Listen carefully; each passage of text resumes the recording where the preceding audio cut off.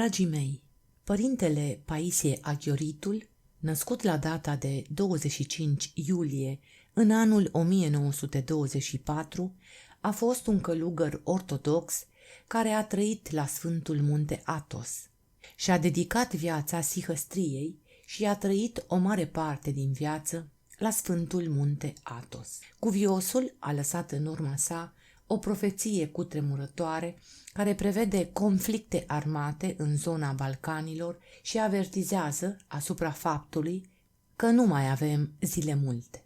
Apropierea unui nou război mondial a fost însă prevăzută cu ani înainte de izbucnirea conflictului din Siria. În lumea ortodoxă este bine cunoscut avertismentul Sfântului Părinte Paisie Aghioritul. Acesta ar fi spus, înainte de trecerea la Domnul: când va începe din Siria, războiul se va generaliza. Din Siria va începe al treilea război mondial. Interesant este că această profeție a fost postată pe un blog grecesc pe data de 11 august în anul 2011, când încă în Siria nu izbucnise războiul, ci țara era marcată de proteste și acțiunile de reprimare ale regimului. Există mai multe declarații privind profeții făcute de cuviosul părinte Paisie Aghioritul, care se leagă de izbucnirea unui conflict mondial din cauza Siriei. Iată câteva dintre ele. Starețul spune că diavolul urmărește distrugerea omului, însă Dumnezeu nu îngăduie să se facă aceasta. Îngăduie diavolului să facă rău până la un punct, dar numai atunci când din acest rău va ieși un bine. Apoi a spus că ceea ce a pățit Irakul va păți și Turcia de la o putere aliată și mai ales de la americani. Își va pierde chiar și prietenii cei mai buni pe germani. De asemenea a spus că în Italia va apărea un nou Mussolini, în Germania un nou Hitler, iar comunitatea europeană se va dizolva. În anul 1994, părintele spunea: nu trebuie să ne fie frică de Turcia, căci ea se va destrăma. O vor destrăma chiar aliații ei, în Bosnia se va forma un stat musulman, în acea vreme nu exista acest stat. Dar acest fapt se va întoarce împotriva lor, a musulmanilor, deoarece în acest fel se va crea mai târziu și statul curd în inima ei a Turciei. Dar cea mai interesantă mărturie despre prorocirea Sfântului Paisie vine din partea unui fost ofițer de poliție și teolog. Conform acestuia, încă din anul 1991, părintele Paisie i-a spus despre soarta Turciei: Turcia se va dezmembra. Această dezmembrare nouă grecilor ne va fi de folos. Atunci ținuturile noastre vor fi eliberate. La fel și Constantinopolul va fi eliberat și va redeveni oraș grecesc. Biserica Sfânta Sofia se va deschide și se va sluji din nou în ea. În anul 1991, părintele Paisie spunea despre războiul care urmează și care va opune Rusia și Turcia. Atunci, după provocarea turcilor, rușii vor coborî în strâmtori, dar nu ca să ne ajute pe noi. Ei vor avea alte interese, însă fără să vrea ne vor ajuta pe noi. Atunci turcii, ca să apere strâmtorile care au importanța strategică, vor concentra acolo și alte forțe. Pentru aceasta vor retrage trupele din teritoriile ocupate. Celelalte țări ale Europei, Anglia, Franța, Italia și încă 5-6 state ale Uniunii Europene vor vedea că Rusia va ocupa teritorii și își vor spune: nu mergem și noi acolo ca să luăm niște teritorii?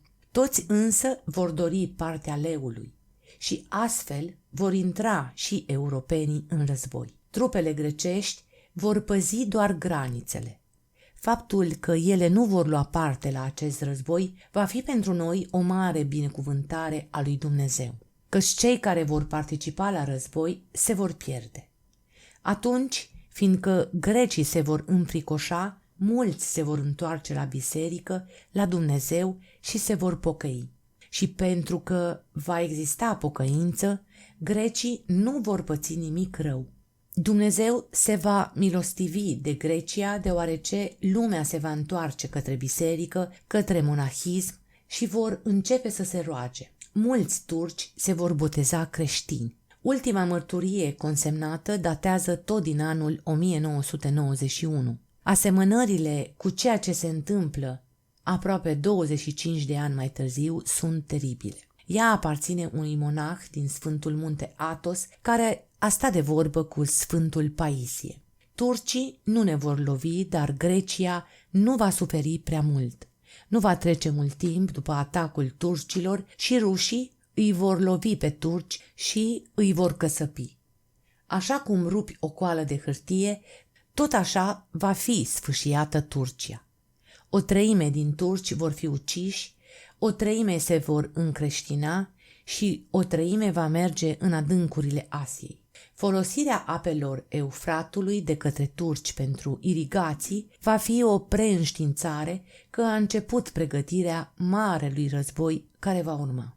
După destrămarea Turciei, Rusia va continua războiul până va ajunge în Golful Persic și își va opri trupele lângă Ierusalim. Atunci puterile occidentale îi vor soma pe ruși și le vor da 6 luni. Rusia însă nu își va retrage trupele și atunci puterile occidentale vor începe să aducă trupe pentru a-i ataca pe ruși. Războiul care va izbucni va fi mondial și în cele din urmă vor pierde rușii. Se va vărsa mult sânge.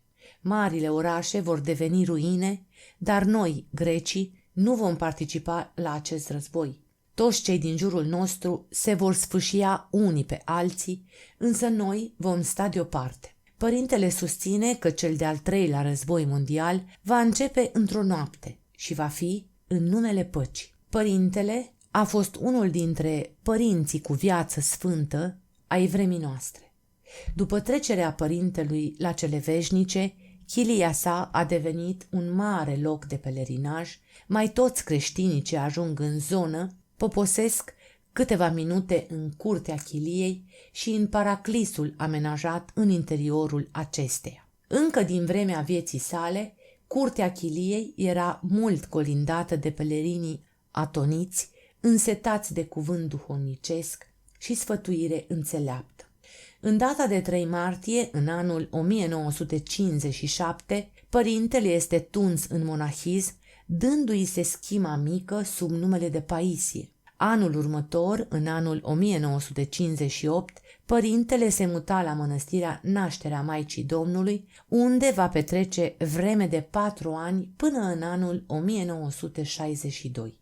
În data de 11 ianuarie, în anul 1966, părintele Tihon de la Chilia Sfânta Cruce, ținând de mănăstirea Stavronichita, îi va da schima cea mare. Tot în acest an, părintele Paisie se îmbolnăvește la plămân, fiind nevoit să meargă la un spital din Tesalonic. În timpul în care părintele a stat în spital, el a fost îngrijit de maicile de la mănăstirea Sfântul Ioan Teologul, vreme în care părintele s-a și legat foarte mult sufletește de mănăstirea acestora. În anul 1988, boala l-a cuprins din nou pe mult iubitorul părinte Paisie. Până în anul 1993, părintele s-a luptat cu boala, nevoindu-se după puteri în chilia sa.